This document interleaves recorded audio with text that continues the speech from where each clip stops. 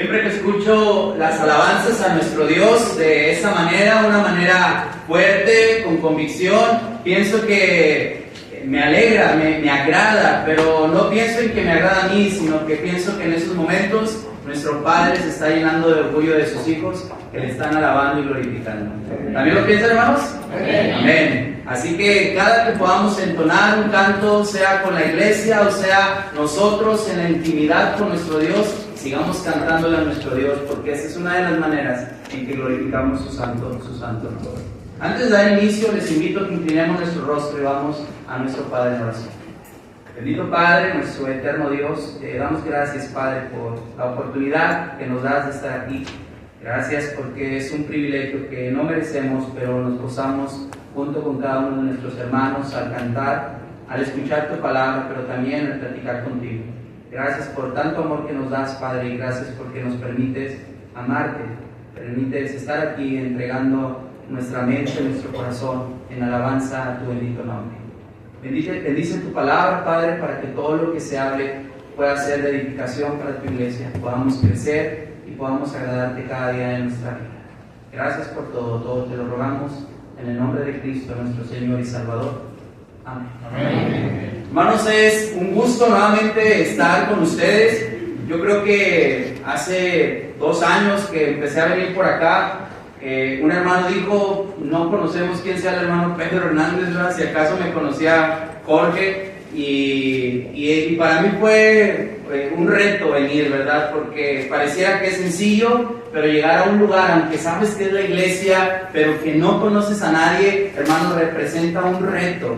Esto se lo digo porque ahora que vengo ya no es un reto, es realmente un placer, porque sé que he hecho grandes amistades aquí, tengo amigos, tengo hermanos, y en especial está la iglesia que conozco, que alaba y glorifica a nuestro Dios de la manera que Él se agrada.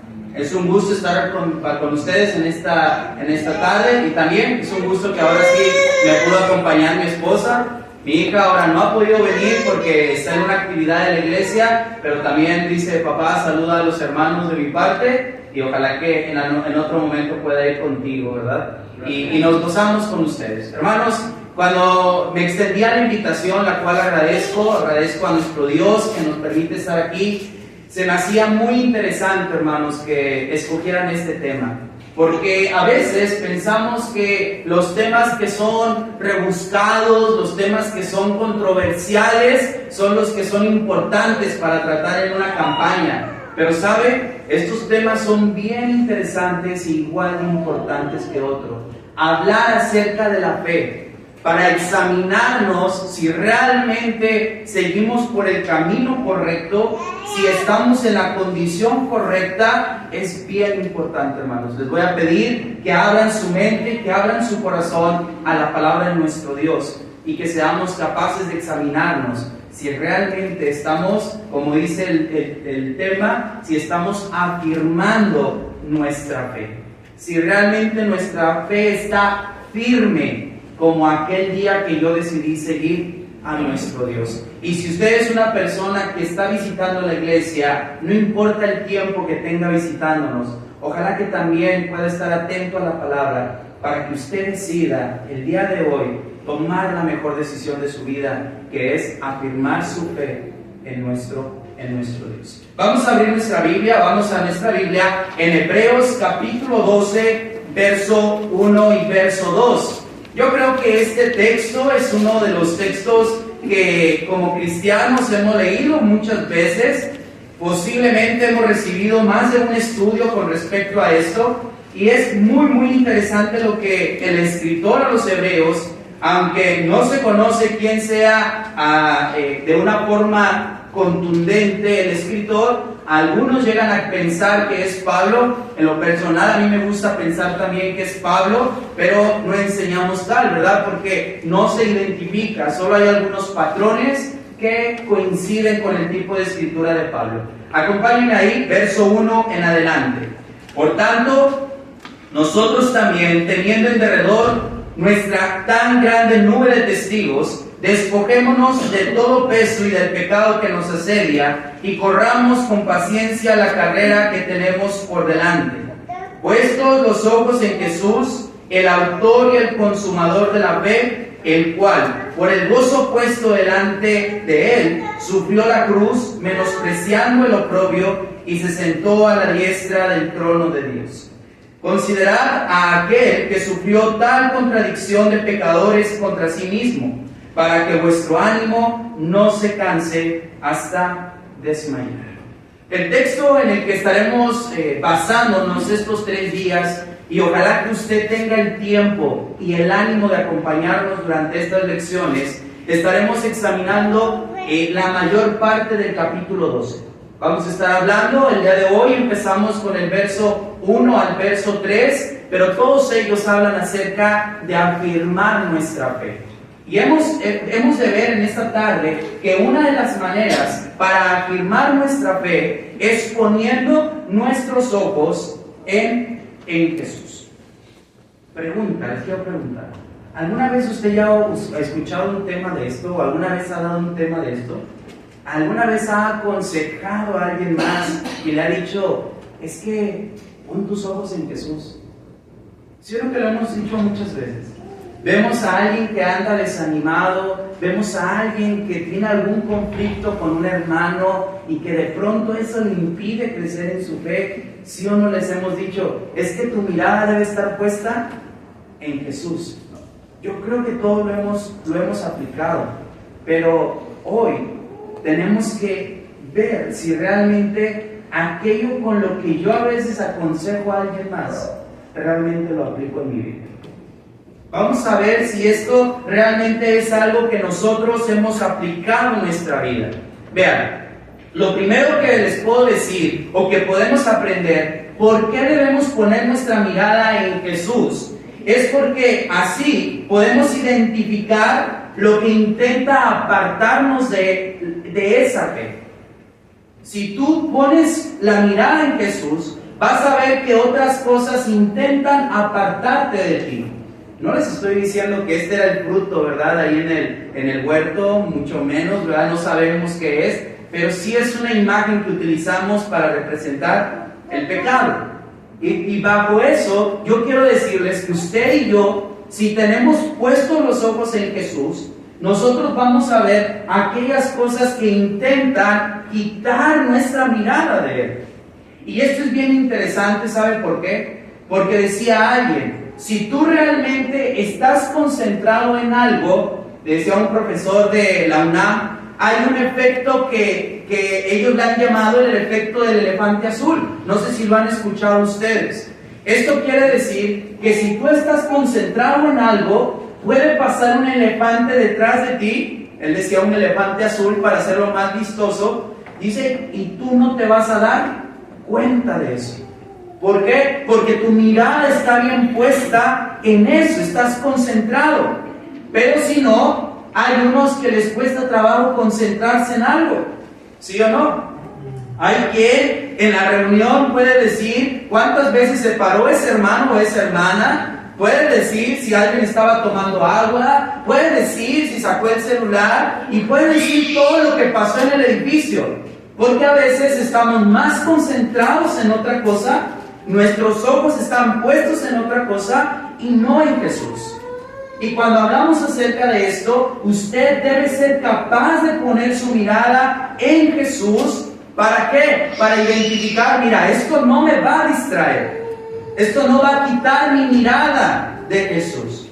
Y esto les puedo decir porque a veces en nuestra vida espiritual posiblemente llevamos una racha en donde está bien. Vamos a todas las reuniones, participamos, nos apuntamos, hermano, hay que hacer esto.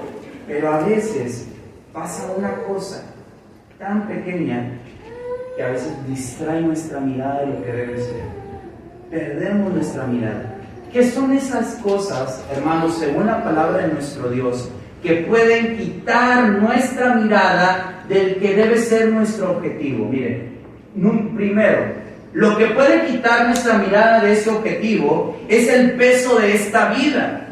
Es el peso de esta vida. Usted lo acaba de leer ahí en Hebreos. Y debemos despojarnos de todo peso. Y eso es lo que debemos quitar. Y cuando hablamos de todo peso, le quiero hablar de las cosas que en sí no son pecado como tal. Hay cosas en nuestra vida que no son pecado como tal, pero que cuando yo no me libero de esas cosas, las puedo convertir en una piedra de tropiezo para mí y para otros. ¿Ok? Platicaba con el hermano Mer y decía, en mi juventud a mí me encantaba el fútbol. Yo les pregunto, ¿el fútbol será pecado? ¿No? Muy bien, ¿no? Para los que le van a la América tal vez diga, pero los que no, cuando nosotros hablamos del fútbol, hermanos, nosotros sabemos que el fútbol no es malo, el fútbol no es pecado, pero ¿qué pasa si tú decides ir a jugar fútbol en un horario en donde la iglesia está congregada, en un horario en donde tú sabías que ahí debías de estar? O vamos a decir, no juegas, pero ¿qué tal si te quedas a verlo? Y ahí es donde debemos entender, esta vida parece pesada. ¿Por qué? Porque dejemos el fútbol de un lado y vamos a otra cosa. Pensemos, ¿trabajar es malo? ¿Trabajar es pecado? Sabemos que no. Es más, es necesario. Y algunos lo han puesto hasta como un mandamiento de Dios desde el principio. Debían trabajar la tierra y debían cuidar la tierra. Pero no es malo. Pero ¿qué pasa, hermanos, cuando yo pongo el trabajo en el lugar en donde debería de estar mi Dios? Yo les pregunto, ¿no hemos convertido eso en algo malo? Y no hablo del que sea una necesidad, sino hablo de aquel que tú eliges en lugar de Dios. Ese es el tipo de cosas, hermanos. ¿Cómo qué? No solo es eso. ¿Qué tal si hablamos acerca de la familia? Estar con la familia no es malo, pero si tú sabías que tu alma se iba a regocijar con la iglesia, si eres que hermano, no fui a la campaña, no fui a la actividad, ¿por qué? Porque yo voy el domingo. ¿Y acaso el mandamiento no es el domingo? Sí, pero si la iglesia está reunida cualquier otro día y tú pudiendo estar ahí, has decidido cualquier otra cosa, tú has cambiado lo mejor por lo pasajero. Has cambiado lo eterno por lo pasajero. Sí, hermano, pero voy a ir el domingo. Sí, pero tenías en tus manos estar ahí escuchando la palabra, adorando a Dios, y has elegido cualquier otra cosa. Por eso les digo que la vida es pesada. Y cuando nos dice aquí en Hebreos que debemos quitar todo eso, es aquello que dice en Mateo capítulo 6, verso 25. Mateo 6, 25. Por tanto os digo, no os afanéis por vuestra vida, qué habéis de comer o a qué habéis de beber, ni por vuestro cuerpo, qué habéis de vestir. No es la vida más que el alimento y el cuerpo más que el vestir.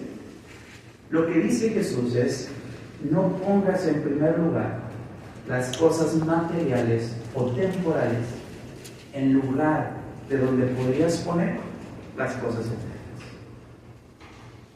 Ver a tu familia, yo les puedo decir esto, hermanos, y podemos analizar esto. Ver a tu familia que tiene necesidad y poner una balanza y dices, es que si voy a la reunión tengo que dejar el tiempo extra, es que yo tengo que ver por mi familia. Yo te puedo decir algo, si quieres ver por tu familia, no debes de estar en el tiempo extra, debes estar con aquel que le pertenece todo. Amén. Porque tú buscas poco, pero cuando vienes aquí, vienes con aquel que te puede dar todo. Y ese es donde a veces queremos buscar la solución en donde no la hay. Solo quiero recomendarte, si tú estás batallando en esto, si tú tienes un problema en donde a veces te es difícil decidir entre el trabajo, la familia, la diversión y las cosas de Dios, te invito a que leas el libro de Ageo. Porque el pueblo decía, no es tiempo, aún no es tiempo. Y el pueblo decía, no tengo. Y Dios les dice, ¿acaso no todo es mío? Sí. Estaban enfocándose en sus propias vidas y estaban olvidándose de Dios. Hermanos, debemos estar atentos con eso, porque a veces nos enfocamos en lo pesado de esta vida y no salimos. Sigue siendo pesado. ¿Por qué? Porque estamos buscando la solución en el lugar equivocado. Pero no solo eso, sino que también el verso 1, dice que debe ser quitado todo peso, pero en segundo lugar, también debe ser quitado de tu vida todo pecado. El pecado debe ser quitado de tu vida. Y aquí, si lo anterior era importante, con esto yo les quiero decir que abran sus oídos y que abran sus ojos a la palabra de nuestro Dios, porque quitar el pecado, hermanos, en realidad es indispensable, es importante y lo debemos de hacer ya. A veces nos hemos acostumbrado a vivir en nuestra vida con el pecado. Le hemos hecho un lugar a ese pecado en nuestra vida. Sea como sea y el pecado que sea, ya es parte de nosotros. Y venimos y adoramos.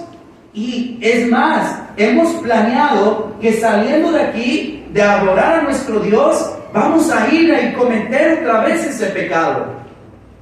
Por eso es bien importante y por eso el escritor, inspirado por Dios, dice, quítense ese pecado. Tal vez nuestra vida ya no era la vida que teníamos antes, ¿verdad? Una vida en donde nos complacíamos, una vida que estaba atestada del pecado y que nos hemos quitado uno y que tú dices, ya no estoy como antes. Pero sabes, tal vez hay un pecado ahí del cual no te has querido liberar. Y solamente te haces un lavado de conciencia bajo la idea de decir, bueno, ya he dejado muchas cosas. Y estás así de poder agradar a Dios. Y es tu anhelo, pero aún te sigues resistiendo a dejar ese pecado. Y eso es donde la iglesia, hermanos, a veces sigue batallando. Quiero recordarles una historia, solamente recordarles esta historia. El pueblo de Dios entró por la tierra de Jericó. ¿Se acuerda usted? Había tantas cosas que tomar, pero uno de ellos decidió tomar algo pequeño. Algo que era capaz de ocultarse. Algo que nadie iba a poder ver y lo llevó consigo. La mayoría conoce cuál fue el desenlace de esa historia. No importa que sea pequeño o grande. Si tú decides llevar contigo ese pecado, ese anatema, no puedes estar bien con Dios.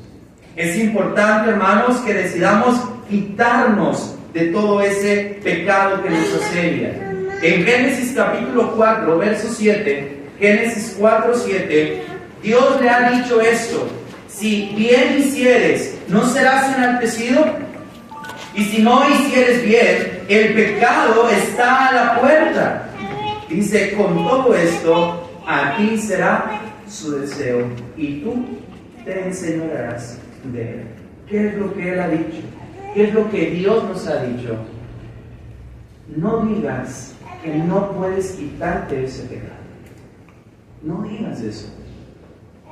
Debes entender que las palabras de Dios es que tú tienes el poder de quitar ese pecado de ti. Te debes dar cuenta que si ese pecado sigue en ti, es porque tú has dejado que siga ahí. Porque así como te has quitado tantas cosas, te puedes quitar ese pecado que tú le has dado el tamaño de pequeño e inofensivo. Tú puedes quitar ese pecado que sigue de ahí. Hebreos dice que debemos quitar cuánto del pecado. Mire, vaya otra vez a su Biblia y acompáñame. Dice, cuando habla del pecado, no dice cierta parte del pecado. Cuando habla del peso, no habla de cierta parte del peso. Cuando se refiere al peso y al pecado, dice todo. Debes quitar de ti todo peso y todo pecado. Y esa es la parte, hermanos, en donde a veces muchos de nosotros aún no nos entregamos por completo. ¿Por qué? porque no queremos todavía dejar ese pecado. En palabras podemos decir que sí, podemos tratar de decir que queremos servir a Dios, pero a la hora de la acción nos podemos dar cuenta de que hay todavía algo ahí que no estoy dispuesto a dejar por Dios. Hay un canto, ¿verdad?, que dice que Cristo dejó que todo. Pero la pregunta que hace ahí, ¿qué harás tú? ¿Qué harás tú por él? ¿La mitad? ¿3/4? Le podemos decir al Señor, Señor, solo déjame disfrutar de este pecado. ¿Le podemos decir? Yo creo que no. Porque Él, cuando hablamos de poner nuestra mirada en Él, estamos hablando de poner la mirada en alguien que entregó todo. Si tú pones tu mirada en Jesús, podemos asegurar que podemos identificar lo que nos está apartando. Yo le decía a unos hermanos, en modo ligero, ¿verdad?, que cuando al Señor Jesús alguien le trató de quitar su mirada de su objetivo, ¿se acuerdan cómo le dijo Él? Él dijo, aléjate de mí, Satanás. Y era alguien que Él amaba, era alguien cercano. Yo le decía a unos hermanos, cuando sientas que el de al lado te está hablando, ¿verdad?, cuando sientas que alguien te está preguntando lo que te pregunte, aunque sea la cita, digo, si ya le dijiste y no te hace caso, voltea y dile, aléjate de mí, Satanás, ¿verdad?, que estás quitando mi mirada. No le van a decir eso, por favor, ¿ok? Solamente es una idea de no pierdan su concentración de su objetivo, hermanos. No lo pierdan. ¿Por qué? Porque nuestra meta es la máxima que tenemos. Queremos llegar al Señor y nada vale la pena que pueda quitar nuestra mirada de nuestro pecho. Podemos ser capaces de ver eso. Pero también, hermanos, podemos nosotros identificar, cuando usted y yo ponemos la mirada en Jesús, es fijar la mirada en el único lugar seguro. El único lugar seguro para nosotros poner nuestra mirada, ese es el de nuestro Señor Jesucristo. Sí, ese es. Yo sé que en esta ciudad han tenido grandes maestros, que Dios les ha bendecido con grandes hermanos, ¿verdad? Yo les decía a la congregación, voy para Nuevo Laredo, y me decían, vas a un lugar pesado, ¿verdad? Vas a tierra de los Rada, y ya era difícil. Y en verdad se siente algo agradable y honrado delante de Dios, hermanos, porque sé que no es la iglesia, no es cualquier lugar. Han tenido grandes maestros, hermanos que es digno de alabarlos en la parte humana y en la parte donde dice reconozcan a los que trabajan y presiden. Pero hermanos, nunca poner nuestra mirada en ellos. Nunca. Puede mostrarse agradecido, puede demostrarles amor a sus hermanos, pero nunca poner su mirada en ninguno. Y no solo hablo de los que tengan apellido raro, ¿ok? Hablo de cualquiera que sea un buen ejemplo para usted. Es bueno que lo reconozca, pero no poner su mirada en ellos. Amén. El único que merece nuestra mirada, el único lugar seguro, ese es nuestro Señor. Y es por eso que el escritor dice esto, hermanos. ¿Sabe por qué? Porque cuando hablamos de Hebreos 12:2, podemos ver que Él es el único lugar seguro, porque es quien vino a salvarnos. Usted puede tener a alguien que le predique bien, alguien que cuide de usted, alguien que le exhorte, alguien que le ha ayudado en sus debilidades, pero hermano, el único que ha dado la vida por usted, ese es el Señor. Y Él es el único digno de esto. ¿Sabe? Filipenses capítulo 2, verso 7, dice, sino que se despojó a sí mismo, tomando forma de siervo. Y ya si el hecho de haber venido a esta tierra era mucho para nuestro Dios, dice, aún fue más allá. Y fue hecho siervo, semejante a cada uno de nosotros. Y este verso debe poder ser todo para nosotros al decir, Jesús es el que ha venido a salvarme. y se ha despojado y ha dejado cualquier cosa que podemos imaginar de nuestro Dios para salvarnos. Y eso, hermanos, lo hace único y especial. Eso lo hace merecedor de que mi mirada siempre esté puesta en Él. Hay gente que todavía no quiere venir acá. Hay gente que visita la iglesia y no quiere dar ese paso. Hay hermanos que han dado ese paso y se han alejado. ¿Sabe por qué? Porque han puesto su mirada en el hombre. Porque han puesto su mirada en alguien que creían perfecto y que cuando lo han visto fallar, ¿sabe qué hacen? Se van. Y es la evidencia de que su mirada siempre estuvo puesta en el hombre y nunca en Jesús. Porque aquel que identifica que Jesús es donde debe estar su mirada, no se pierde. Persevera, trabaja, no se cansa, porque sabe a dónde va. Y sabe el ejemplo, hermanos, que tenemos en Él. ¿Por qué? ¿Por qué en Jesús? Porque es Él quien consumó la salvación. Porque no sé si lo ha pensado, pero Él vino a la tierra y Él vino a salvarnos, pero no bastaba con que Él hubiera venido a la tierra. Él tenía que aprender la obediencia. Él tenía que ser valiente para ir a la cruz. Y estando aún en la cruz, lleno de sufrimiento, Él tenía que ser capaz de cumplir cada una de esas cosas que habían sido mencionadas antes para salvarnos. Los que más estudian dicen que Jesús cumplió más de 300 profecías.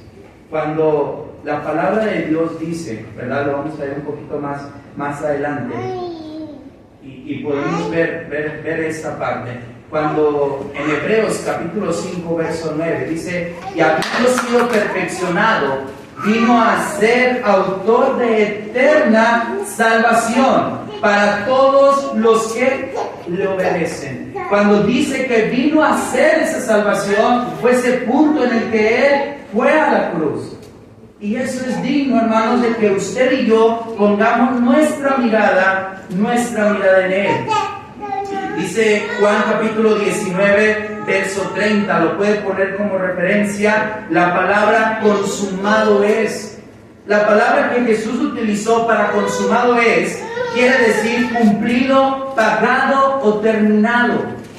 Y cuando Él estaba a la cruz, no lo terminó al tomar ese vinagre. No, Él no lo consumó o pagó nuestro pecado solo con el vinagre. No, Él lo hizo al venir a la tierra y estando en la tierra, tener una vida santa y consagrada a Dios. Es toda una vida que cuando Él dijo en ese momento, consumado es, fue como logró pagarse por completo. Cuando usted y yo vemos a eso, vemos al Señor, vemos a alguien que fue capaz de vivir una vida santa por mí, lo digo primero por mí, pero también por ti. Eso fue lo que Él hizo. Él vino aquí y vivió esa vida por ti. Y a veces nosotros estamos poniendo nuestra mirada en cualquier otra cosa que no vale la pena, teniendo aquel al que podemos mirar de una forma segura, porque vino a salvarnos, pero porque también consumó esa salvación. Puedo decir que es el lugar más seguro, hermanos, porque es Él el que nos enseñó cómo vivir. Decía Ángel, ¿qué pasa? ¿Han oído que se pueden hacer trasplantes de corazón? ¿Sí han oído? Y eso es algo que ya es muy común en la actualidad. Algunos dicen que cuando se hace ese trasplante, leía en un libro muy interesante, y decían que algunas actitudes de la persona, de donde viene el corazón, va con ese corazón. Yo no sé si sea verdad o no, pero el escritor de este libro decía esto. ¿Qué pasa si tú necesitas un trasplante de corazón? Y te ponen en una lista para recibir un corazón. Y un día te pones mal y despiertas y te dicen, te han donado un corazón. El corazón que tienes es de alguien más. Pero ese corazón que te han puesto no es de cualquiera. Ese corazón es el corazón de Jesús. Decía el escritor de este libro, ¿crees que tu vida sería la misma? ¿Crees que seguirías tratando igual a tu pareja, a tus hijos? ¿Cómo crees que sería tu comportamiento con tus compañeros de trabajo, con tus vecinos? ¿Cómo tratarías a aquel al que tú has llamado o te han llamado como enemigo? Si tú tienes el corazón de Jesús, ¿cómo crees que sería tu actuar delante de la gente? La conclusión a la que yo iba este escritor era que seguro tus actitudes serían diferentes si tuvieras el corazón de Jesús.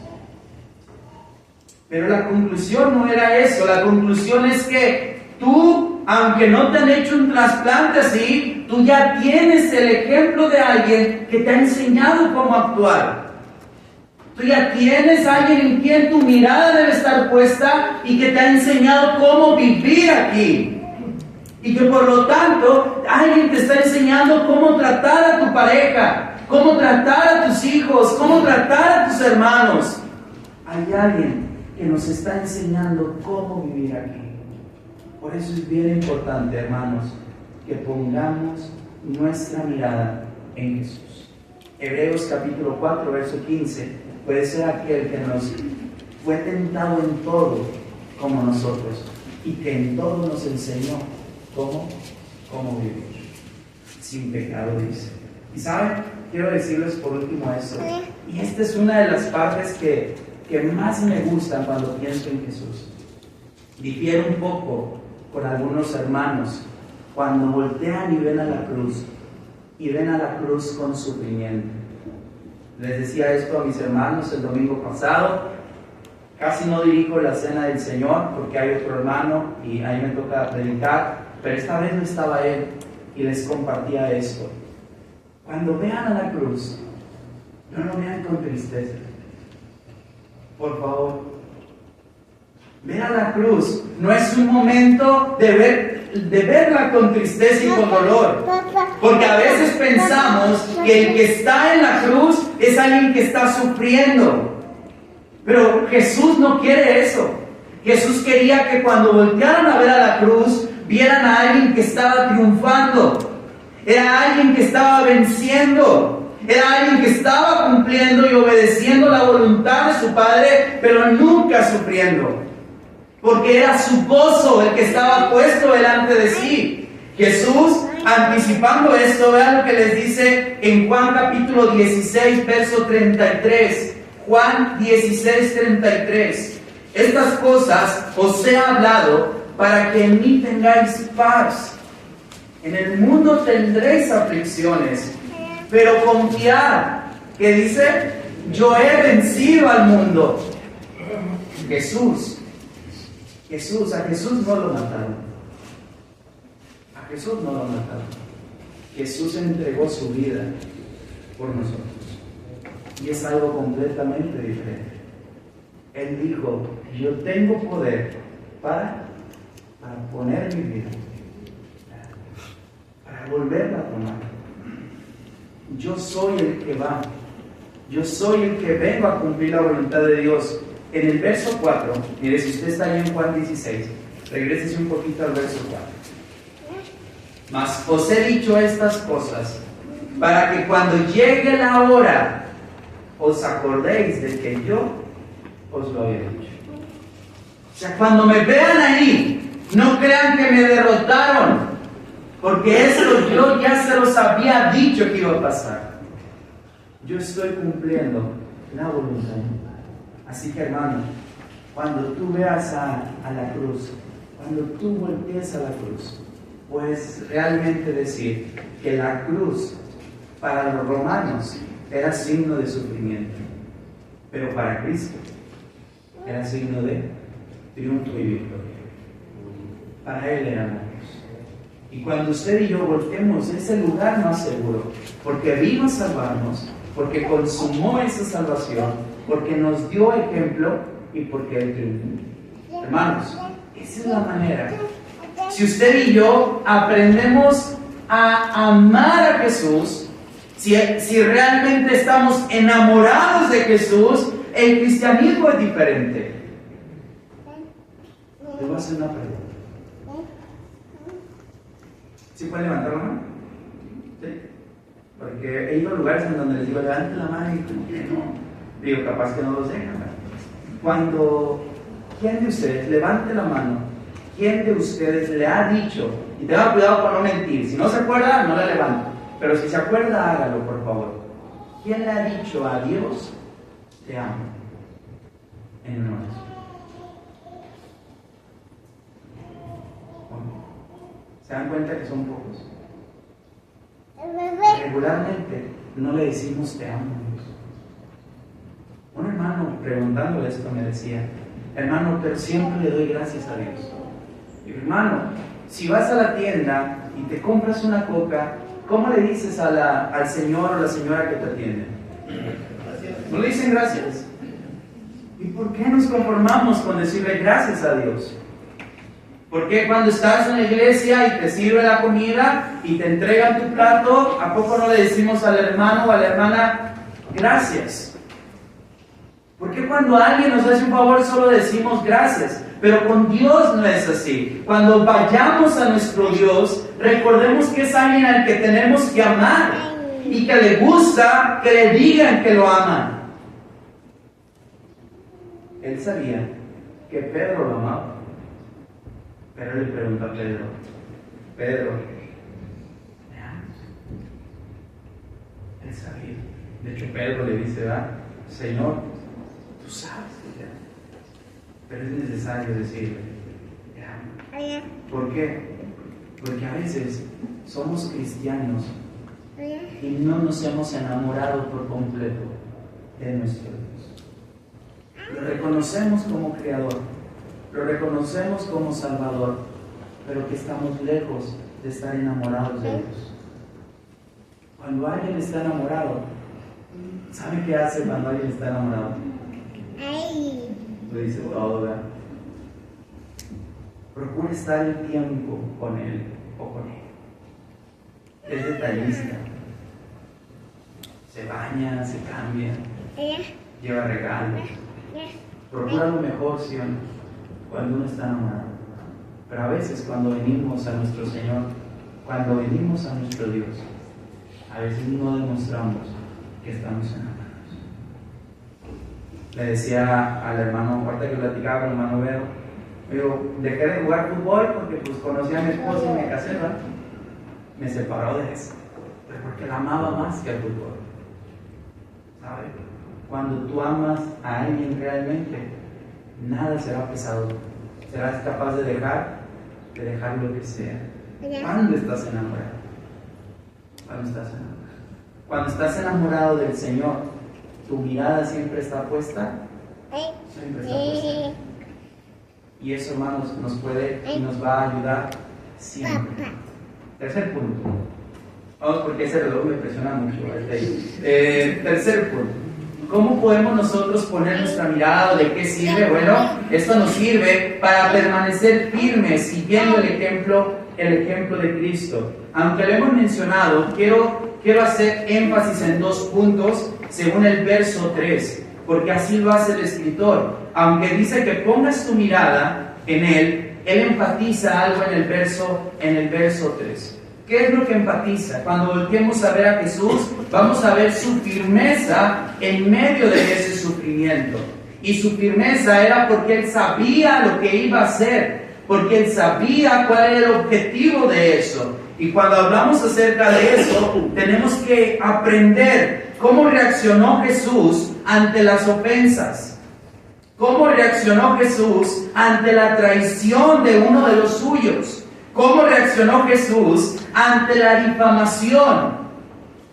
Y eso es algo, hermanos, que es importante ver, porque a veces en nuestra vida cristiana nos separa de una buena relación con Dios porque no soportamos esto. Nos empezamos a alejar porque alguien nos ha ofendido.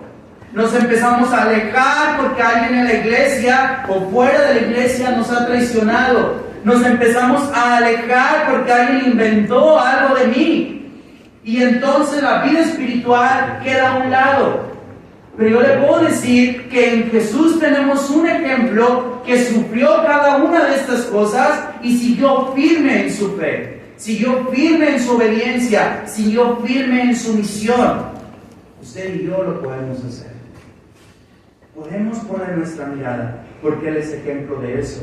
Pero también es un gran ejemplo, hermanos, en cuanto a su firmeza ante el pecado. Él nos enseñó. Tal vez de una manera distinta, pero era el mismo. ¿Somos tentados ante el trabajo algunos? Sí. ¿Jesús no fue tentado ante el pan? En Mateo capítulo 4, cuando Él tuvo hambre, dice que en el desierto fue tentado por el pan. Pero Él no lo aceptó. Él resistió según la palabra de nuestro Dios. ¿Acaso no somos tentados a veces por el poder? Sí. Pero Jesús nos enseñó que ante el poder Él supo cómo apegarse a las Escrituras para resistir. ¿Acaso no somos tentados bajo la vanagloria de esta vida, hermanos? Sí. Pero Jesús también nos enseñó. Todo esto lo puede encontrar en Mateo capítulo 4, verso 1 en adelante. Y puede ver cómo Jesús es ese ejemplo para cada uno de nosotros. ¿Sabe, hermano? Amigo, en esta noche quiero invitarte a esto. Considera que hay muchas cosas por las cuales podemos afirmar nuestra fe.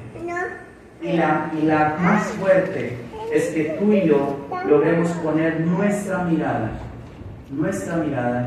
en Jesús. Pongamos nuestra mirada en Él. Y vamos a aprender el día de mañana también cuál es una de esas cosas que podemos aprender a ser firmes hasta el final. Jesús empezó desde el principio a ser fiel. Verso 1, cuando Él vino acá. Pero Él aprendió cada una de estas cosas según la etapa que fue viviendo. Él aprendió la obediencia. Él aprendió a resistir al pecado. Él aprendió y fue fiel hasta el final. Pero podemos decir también que tenemos que aprender según nuestra vida. Primera de Pedro capítulo 4 verso 12. Primera de Pedro 4:12. Amados, no os sorprendáis del fuego de prueba que os ha sobrevenido, como si alguna cosa extraña os aconteciese. Yo le puedo decir que la tentación para dejar de estar firmes en nuestra fe, cada uno de nosotros tiene el día de hoy una tentación para no afirmar su fe. Hay algo que no le permite todavía a usted afirmar su fe. Estas reuniones, en lo personal, me gozo con la iglesia. Me gozo al ver a muchos hermanos reunidos, a hermanos que vienen de otras congregaciones y que saludan a los de esta congregación.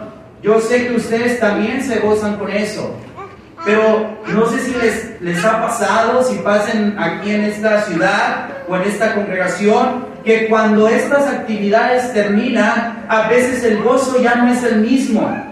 A veces los hermanos ya no vienen con tanto entusiasmo, o es más, hasta dejan de venir. A veces hacen un sacrificio para reunirse un día viernes, pero si el siguiente viernes tienen actividad, entonces ya no hay el mismo sacrificio. Y yo les puedo decir que cuando hablamos acerca de poner firme nuestra fe, no importa que venga alguien de fuera, no importa que vayan a estar otros hermanos, mi fe debe estar igual de fuerte. Mi convicción debe seguir siendo la misma, porque lo que me trae aquí no es que venga otro predicador o que vengan otros hermanos. No es que haya comida, no es que todo lo que usted pueda pensar. Lo que me debe traer aquí es que yo tengo una fe y que amo a mi Dios. Y que la única manera que el mismo entusiasmo y el mismo ánimo que hoy hay aquí es que yo ponga mi mirada en Jesús. La única mirada, la única forma es que mi mirada no se desvíe ni del peso de esta vida, ni del pecado que está ahí. Tengo que quitarlo para poder ver a Jesús tal como Él es. Hermanos, Jesús es el lugar más seguro para poner nuestra mirada. Es el lugar más seguro. ¿Por qué? Ya lo hemos visto. Y Jesús es el único que debe ser nuestro ejemplo para cómo vivir. Él es el único. Usted hoy puede ver a alguien que diga: el hermano es fiel, es bueno, el hermano es mi inspiración. Y yo le podría decir que no es malo que tenga a alguien así, pero tenga cuidado, porque ese hermano es humano y posiblemente Dios no lo permita, pero mañana falla. Y si tu mirada está puesta en Él, ¿sabes qué va a pasar con tu fe? Se va a ir conmigo. No lo hagamos. Pongamos, hermanos, nuestra mirada en Jesús. Él es el autor y el consumador de nuestra fe. Vamos a estar de pie para entonar un himno. Y si en esta noche hay alguien aquí que conozca a nuestro Salvador y que hoy lo quiera aceptar como su Salvador, venir y aceptar esta fe y ser bautizado, lo esperamos aquí. Aquí estaremos, pero quien lo espera especialmente es nuestro Dios con los brazos abiertos. Pero también, si hay algún hermano que sabe y reconoce que ha abandonado su fe, que su fe se ha debilitado y que ha puesto su mirada en cualquier otra cosa que no sea Jesús, hoy puede venir a Él y Él es fiel, Él es amoroso y bondadoso para recibirle nuevamente y caminar con usted en esta vida cristiana. Dios les bendiga. Vamos a entonar el himno número 43, Estad por Cristo firme.